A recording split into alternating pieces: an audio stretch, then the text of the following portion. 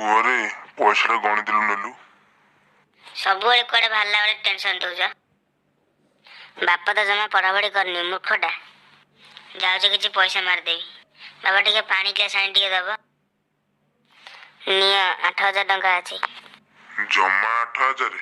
ତୁ college admission ପାଇଁ 10,000 ରଖି ରଖି ଏପର୍ଯ୍ୟନ୍ତ ହେଲାନି। ଠିକ ଅଛି। ବାପା, ମୁଁ ଖେଳରେ ଫାଷ୍ଟ ହେଇଛି। ମୋତେ ଏଇ ଟଫି ସହିତ 20,000 ଟଙ୍କା ମିଳିଛି। ଆଉ ସେଇ ପଇସାରେ ମୁଁ ତମ ପାଇଁ ଗୋଟେ ସାଇକେଲ ନେଇ ଆସିଛି।